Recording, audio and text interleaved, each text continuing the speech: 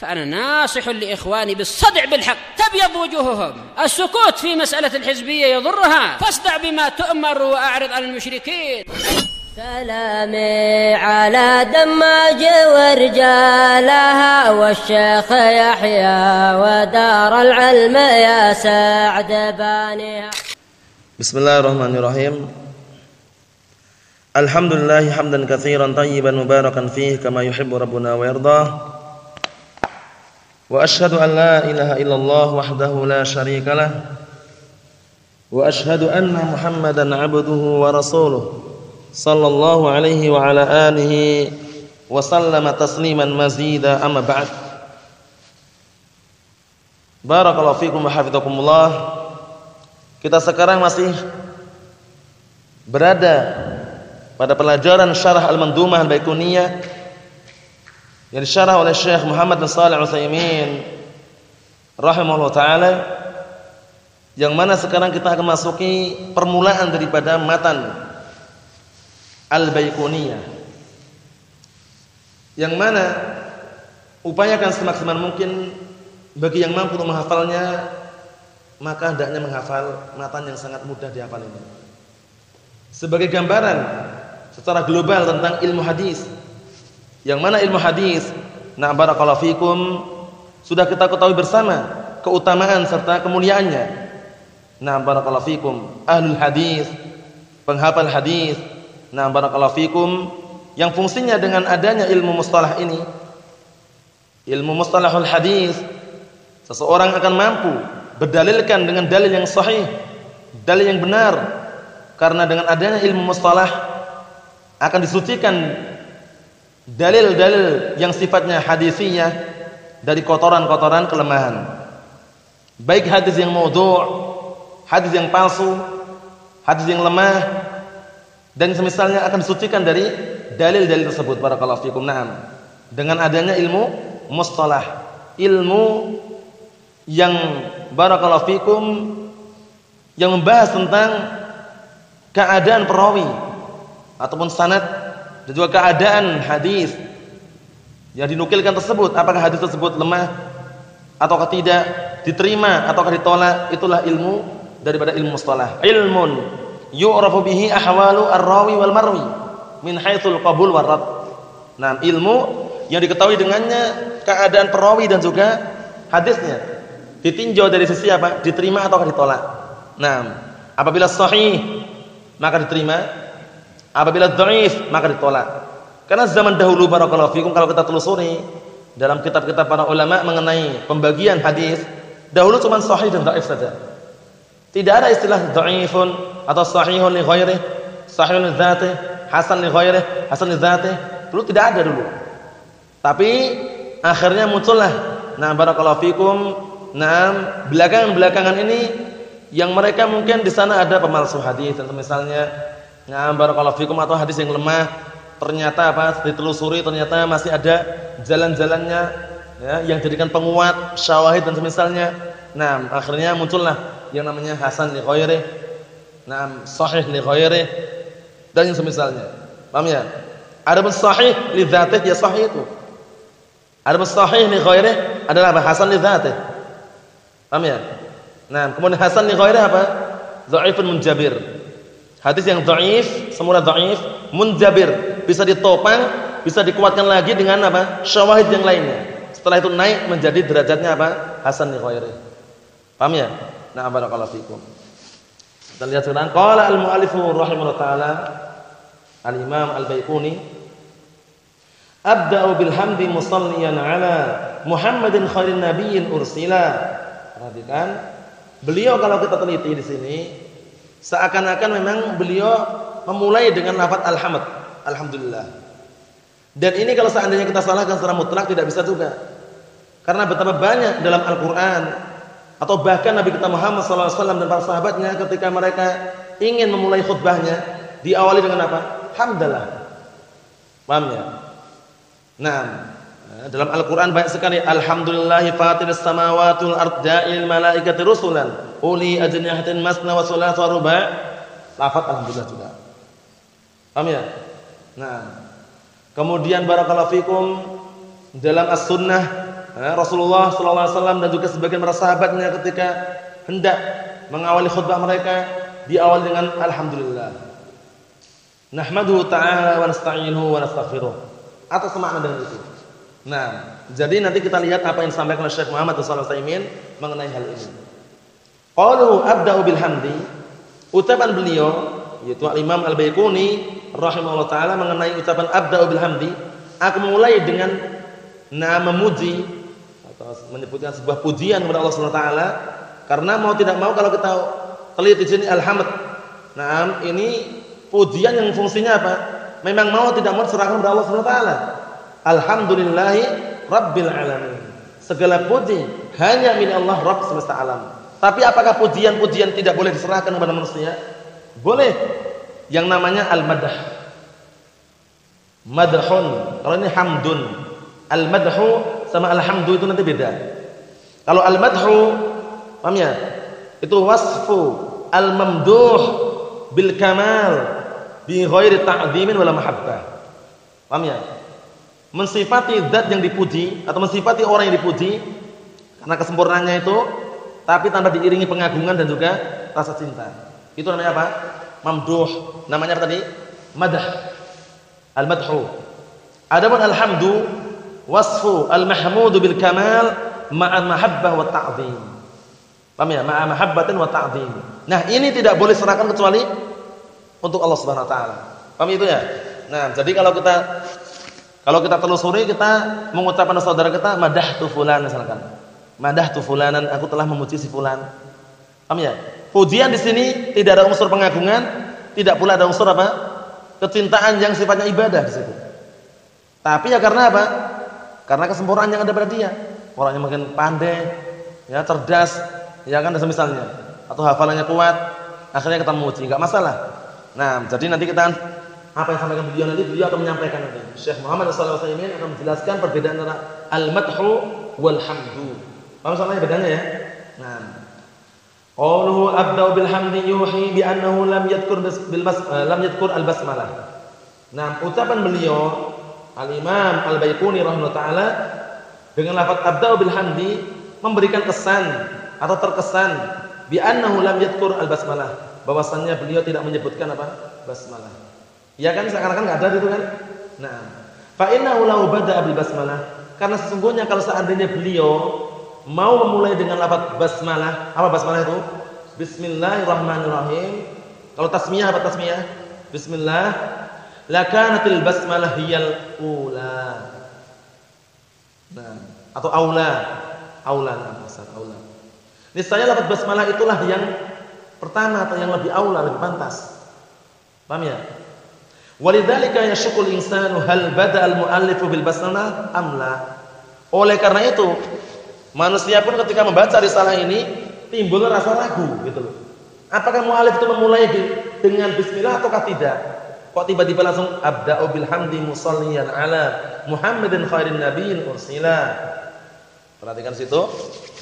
Lakin syarih, akan tetapi asy-syarih, siapa syarih ini? Syekh Muhammad sallallahu alaihi wasallam rahimahullah taala dzakara anal muallifa bada'an nadma bil basmalah. Nah, menyebutkan bahwasanya muallif itu menyebutkan apa? Nah, muallif memulai nazmnya, puisinya atau pantunnya itu dengan basmalah. Paham ya? Kenapa? Paham belum? Paham? Ayo na'am. Wa bina'an 'ala hadza, dan dibangun atas penjelasan ini takunul bada'atu huna nisbiyah. Berarti pemulaian di sini sifatnya nisbiyah. Ya enggak? Ai binisbati liddukhul fi mawdu'il kitab. Maksudnya binisbah, ditinjau dari apa? Nah, untuk masuknya pada pembahasan kitab. Awsal bil kitab, atau inti daripada kitab. Paham ya? Nah, dinisbahkan ke situ benar. Bahwasanya pemulaian dengan lafaz basmalah bismillahirrahmanirrahim ai binisbati liddukhul fi mawdu'il kitab. Ditinjau dari sisi apa? Dinisbahkan kepada apa? Kepada masuknya pada pembahasan kitab, awsal bil kitab, atau inti daripada kitab. Paham ya? Nisbiyah gitu loh. Nah, karena buktinya kalau kita telusuri enggak ada lafaznya situ kan? Ada lafaznya kan bismillahirrahmanirrahim. Ya, cuma penisbahan saja. Ya ini kita sesuai dengan apa yang disampaikan sini saja. Cuman kalau kita telusuri ya lebih bagusnya kalau seandainya mengawali dengan basmalah. Bismillahirrahmanirrahim sebagaimana yang disebutkan para ulama karena mencontoh Al-Qur'anul Karim. Ya, iya kan? Kemudian mencontoh Nabi kita Muhammad sallallahu alaihi wasallam. Kemudian juga mencontoh sebagian para nabi. Paham ya? Nah. Berikutnya waqalu bilhamdi musalliyan nasaba musalliyan ala annahu halun min adh-dhamir fi abda'a atau fi abda'u. Perhatikan ini. Dalam lafaz sini abda'u bilhamdi musalliyan ini sebagai hal, nasab sebagai hal. Nah, beliau menasab musalliyan ala annahu hal. I'rabnya sebagai hal. Hal dari mana? Min adh-dhamir, dari dhamir mustatir yang ada pada abda'u. Mujuban atau jawazan? Akh Sufyan? Abda'u. Wujuban takdiruhu ana. Paham ya? Ahsan. Wujuban takdiruhu ana abda'u. Nah, di dalam itulah terkandung apa? Dhamir. Pas berarti sahibul halnya ma'rifah. Karena sahibul hal sebagaimana rincian akan kita jelaskan nanti di kitab nahwu itu harus ma'rifah. Hukum asalnya. Paham ya? Nah, dhamir ma'rifah enggak, Akh Fauzan? Ma'rifah bahkan tingkatan ma'rifah yang paling tinggi. Nah, barakallahu fikum. Nah, a'raful ma'arif ba'da apa? Lafdzul jalalah itu. Ya, ba'da ismullah jalla wa ala. Naam. Perhatian situ. Wa takdir hala kauni musalliyan. Maksudnya abda'u bil hamdi, aku memulai dengan pujian musalliyan dalam keadaan aku bersolawat. Paham ya maksudnya? Berdoa, mendoakan. Nah, paham maksudnya ya? Karena salat secara bahasa apa? Ad-du'a. Paham ya? Ad-du'a. Nah, barakallahu fikum. Kita lihat di sini, wa ma'nal hamdi kama qala ulama, makna daripada lafaz alhamd sebagaimana diungkapkan oleh para ulama, huwa wasful mahmudi bil kamal mahabbatan wa ta'dhiman. Ini dihafal ini. Biar nanti ada faedah. Para ulama menyebutkan bahwasannya makna daripada apa? Makna daripada alhamd adalah mensifati zat yang dipuji bil kamal dengan kesempurnaan. Nah, atau disebabkan karena kesempurnaan yang ada pada zat tersebut, mahabbatan wa ta'dhim. Mahabbah wa ta'dhiman. Nah, mahabbatan wa ta'dhiman. Dalam keadaan apa? Ada unsur cinta diiringi dengan rasa cinta dan pengagungan. Ini namanya apa? Alhamd. Tidak boleh serahkan kecuali hanya kepada siapa? Allah Subhanahu wa taala. Alhamdulillahirabbil alamin. Alhamdulillahi fatiris samawati wal ardh. Paham ya? Nah. Fa in wasafahu bil kamal la mahabbatan wala ta'dhiman. Maka jika seorang mensifati Allah Subhanahu wa taala, mensifati sesuatu dengan sebab kesempurnaan atau karena kesempurnaan tanpa diiringi dengan rasa cinta dan tanpa diiringi dengan rasa pengagungan, walakin khaufan wa rahbatan, namun dikarenakan rasa khawatir dan rasa takut. Khaufan wa rahbah itu artinya mirip ya. Dikarenakan rasa takut, sumya dzalika madhan la hamdan, ya kan? Dinamakan dengan apa? Madhan la hamdan. Madah, pujian. Nah, bukan hamd yang di dalamnya ada unsur barakallahu fikum cinta dan juga pengagungan tadi. Paham salah ya? Madah. Sehingga seringnya gitu.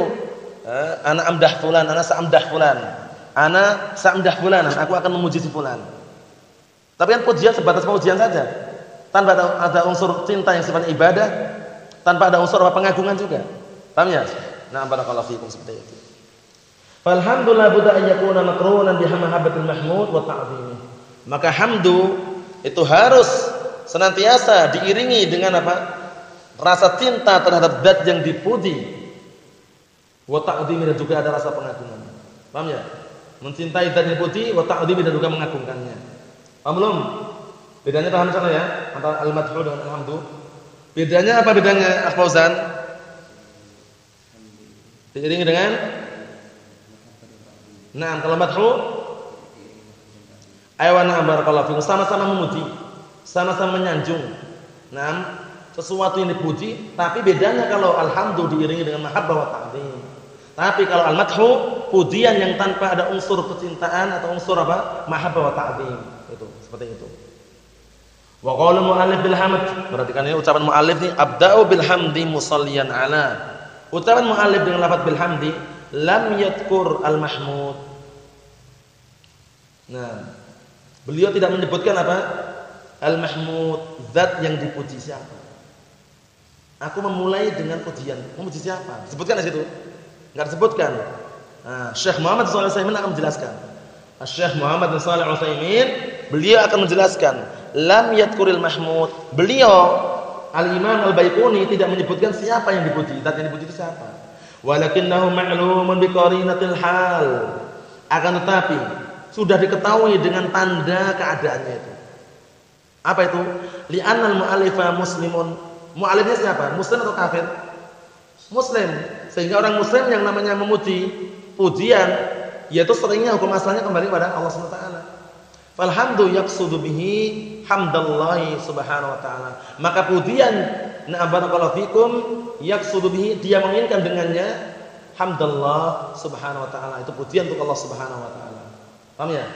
Nah, itu. Paham maksudnya ya? Walaupun beliau tidak menyebutkan, tapi beliau ini masih menghukumi dengan husnudzan. Hukum asal kepada na'am kaum muslimin husnudzan. Paham ya? Berbaik sangka. Jadi orang pengarangnya muslim atau enggak muslim, berarti yang diinginkan dengan memuji itu ya alhamdulillah gitu loh. Paham ya? Pujian untuk Allah Subhanahu wa taala. Paham? Nah. Wa ma'na sholatu 'alan nabi, ya, innallaha wa malaikatahu yusholluna 'alan nabi. Ya ayyuhan nabiyyu apa? Shallu 'alaihi wa sallimu taslima, itu kan? Naam. Ya, perhatikan situ. Ya ayyuhan nabiyyu ya ayyuhalladzina amanu.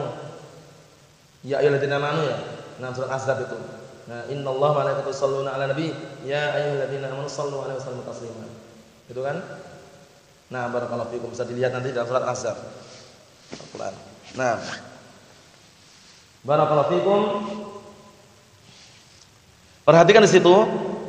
Sekarang makna shalah, doa 'alan nabi, untuk Nabi Muhammad sallallahu alaihi wasallam, apa maknanya? Nah, kalau Allah Ta'ala misalkan sholawat untuk nabinya, apakah maknanya seperti kalau kita sama-sama sholat untuk nabi? Apakah beda? Kita lihat sini. Wa makna sholati 'alan nabi, dan makna sholawat untuk Nabi Muhammad sallallahu alaihi wasallam huwa talabus sana'i alaihi minallahi ta'ala, permintaan sanjungan atau pujian untuk Nabi Muhammad sallallahu alaihi wasallam minallahi ta'ala, dari Allah Subhanahu wa taala, itu maksudnya. Jadi makna as-shalah as-sana, pujian atau sanjungan untuk Nabi kita Muhammad SAW yang dimintakan dari siapa? Dari Allah Subhanahu wa taala. Paham ya? Ayo. Wa hadza ma idza waqa'atis shalah minal bashar. Nah, jadi ini makna apa? Makna manakala apa? Salat itu, salawat tersebut terjadi dari manusia. Nah, bukan dari Allah Subhanahu wa taala. Nanti bedakan ya. Kalau misalkan as-salatu 'alan nabi itu masih dari kita, dari manusia biasa. Jadi kita meminta pujian sanjungan tersebut untuk Nabi kita Muhammad SAW dari Allah Subhanahu wa taala. Paham ya? Tapi kalau sholawat dari Allah Ta'ala untuk Rasulullah misalkan, innallaha wa malaikatahu yusholluna 'alan nabi, ya kan itu? Naam. Itu apa maknanya? Kita lihat sini. Amma idza waqa'at minallah, namun apabila sholawat tersebut datang dari Allah Subhanahu wa taala, fa maknaha sana'ullahi ta'ala alaihi fil malail a'la. Bukan permintaan lagi. Langsung maknanya apa? Pujian, sanjungan Allah Subhanahu wa taala terhadap Nabi Muhammad sallallahu alaihi wasallam, naam, di hadapan apa? Makhluk-makhluk yang di atas langit. Paham belum ini bedanya? Kalau kita apa tadi? Kalau kita salawat kita untuk Nabi Muhammad, permintaan, pujian dan sanjungan untuk Nabi kita Muhammad sallallahu alaihi wasallam dari siapa? Dari Allah Subhanahu wa taala. Tapi kalau langsung salawat dari Allah taala maknanya apa? As-sana, pujian atau sanjungan dari Allah taala langsung di hadapan makhluk-makhluk penduduk langit. Paham itu ya? Ana barakallahu fikum. Wa hadha huwa qaulu Abil Aliyah. Ini ucapan Na'am al-Imam Abil Aliyah. Wa amma man qala, adapun orang yang mengatakan inna sholata minallahi ta'ala ta'ni ar-rahmah, bahwasanya salawat dari Allah Subhanahu wa taala itu, doa dari Allah SWT untuk Rasulullah itu maksudnya adalah rahmat, kasih sayang. Fa inna hadzal qaula dha'ifun, maka sesungguhnya ucapan ini lemah. Kenapa lemah? Karena nanti dibedakan dalam ayat Al-Qur'an antara sholawat dengan rahmat dibedakan gitu. Kalau tidak dibedakan masih mending, tapi tidak dibedakan nanti. Yudha'ifuhu qauluhu ta'ala, yang melemahkan adalah firman Allah Subhanahu wa taala. Paham ya? Yang melemahkan pendapat yang mengatakan bahwasanya salat, as-shalawat yang bersumber dari Allah Subhanahu wa taala untuk Rasulullah itu adalah maknanya adalah rahmat, itu yang melemahkan dalilnya adalah firman Allah Subhanahu wa taala, ulaika 'alaihim shalawatun min rabbihim wa rahmah. Mereka adalah orang-orang yang mereka mendapatkan salawat, itu pujian-pujian dari Rabb mereka wa rahmah, dan juga rahmah kasih sayang. Dipisahkan enggak? Dipisahkan. Kalau seandainya sama, tidak dipisahkan. Kalau seandainya salawat itu adalah rahmah, niscaya tidak dipisahkan. Karena apa kemarin? Karena yang namanya kalam, asal dari al-aslu fil kalam li ta'sis. Al-aslu fil kalam li apa? Li ta'sis. Hukum asal kalam itu ta'sis, itu membangun, bukan untuk penguat. Dibangun dulu barulah ada penguat itu loh. Masa tiba-tiba menguatkan? Paham ya? Orang kan bangun dulu, setelah dibangun barulah dibangun berikutnya penguat-penguat yang lain. Paham ya? Nah, yang benar barakallahu fikum. Kita lihat sini, wa ulaika humul muhtadun, dan mereka adalah orang-orang yang diberikan petunjuk. Walau kanatis sholatu bi ma'na rahmah, kalau seandainya salat di situ, shalawat itu maknanya adalah rahmah, la kana ma'nal ayah, niscaya makna ayatnya ulaika 'alaihim rahmatun min rabbihim wa rahmah. Nah, mana gitu nanti maknanya. Kalau mereka maknakan sholawat itu adalah rahmat, niscaya maknanya seperti itu. Mereka adalah orang-orang yang mendapatkan rahmat, mendapatkan rahmat Allah Subhanahu wa taala, mendapatkan kesayangan dari Allah Subhanahu wa taala, wa rahmah, dan kesayangan lagi. Paham maksudnya ini? Nah, double. Kalau dikatakan sholawat itu maknanya adalah rahmat. Sehingga yang tepat tadi apa yang tepat tadi? Yang tepat itu as-shalawatu minallahi jalla wa ala, sholawat yang sumbernya dari Allah Subhanahu wa taala untuk Nabi kita Muhammad sallallahu alaihi wasallam adalah apa? As-sana'u. Paham ya? As-sana'u fil mala'il a'la. Paham ya? Pujian atau sanjungan Allah Subhanahu wa taala di hadapan makhluk-makhluk penduduk langit. Paham ya? Nah, paham salah ya? Paham belum? Ayo. Lihat sini. Wa hadzal istaqim, kata beliau. Yang seperti ini enggak lurus, maknanya enggak lurus. Bagaimana mereka mendapatkan rahmat dan rahmat lagi? Enggak lurus berarti kan maknanya kan? Wal aslu fil kalam at-ta'sis. Ini kaidah ini. Hukum asal daripada sebuah ucapan, hukum asal ucapan itu taksis, untuk membangun. Biar orang itu paham. Kalau tidak paham barulah dikuatkan itu loh. Za'a Zaidun, Zaid telah datang. Zaid bukan datang. Zaidun, za'a Zaidun. Dikuatkan lagi kan? Karena dia enggak percaya gitu loh. Ayo na'am barakallahu fikum. Fa idza qulna innal ma'na, maka apabila kita katakan sesungguhnya maknanya rahmat min rabbihim wa rahmah, rahmat dari Rabb mereka dan rahmat. Paham ya? Kasih sayang dari Rabb mereka dan kasih sayang, sara atfu mumasilin al mumasil. Niscaya apa? Akan mengikutkan, mengatafkan sesuatu yang serupa kepada sesuatu yang serupa gitu. Dan ini jarang sekali kita jumpai. Nah, walaupun ada, paham ya? Mengatafkan, mengikutkan sesuatu yang serupa kepada yang serupa, ya kan? Rahmat sudah rahmat, paham ya? Seperti itu. Belum insyaallah. Ya na'am barakallahu fikum. Berbeda kalau fungsinya apa? Penekanan. Walaupun sama-sama salat, tapi ditekankan karena apa? Karena ada unsur tersendiri. Dalam artian bagaimana seringnya orang lalai di situ dan seringnya meninggalkan, seperti apa? Hafidhu 'alas salawati was salatil wusta. Maka wawu di situ. Jagalah oleh kalian salat 5 waktu dan salat wusta, salat asar. Salat asar apakah bukan salat 5 waktu?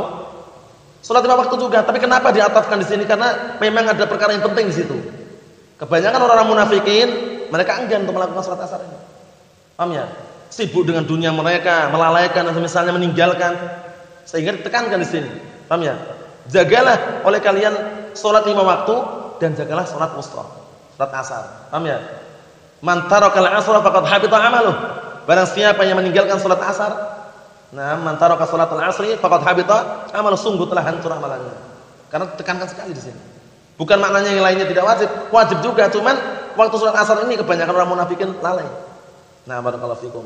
Dan juga kebanyakan orang juga lalai meninggalkannya. Mahfuz salah ya?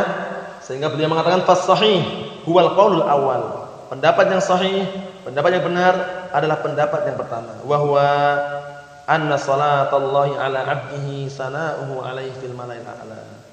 Bahwasannya salawatnya Allah Subhanahu wa taala terhadap hambanya, salawat yang bersumber dari Allah Subhanahu wa taala untuk hambanya, maknanya sana'uhu 'alaihi, sanjungan dan pujian Allah Subhanahu wa taala terhadap hamba tersebut fil mala'il a'la, di hadapan makhluk-makhluk penduduk langit.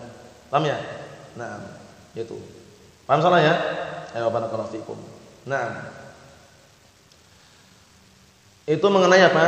Mengenai makna daripada as-salawat. Nah, abda'u bil hamdi musalliyan ala. Nah, as-salah itu pada asalnya apa? Maknanya dari as-salatu lughatan ad-du'a. Salat secara bahasa itulah ad-du'a. Paham ya? Nah, barakallahu fikum, sehingga perlu diperhatikan karena salat terkadang maknanya doa secara bahasa tadi, terkadang salat juga makna yang lain juga ada. Ya kan? Nah, terkadang salat maknanya al-Fatihah, ya kan? Qasamtus sholata baini wa baina 'abdi nisfain, ya kan? Maksudnya qasam itu apa? Salat al-Fatihah itu. Paham belum?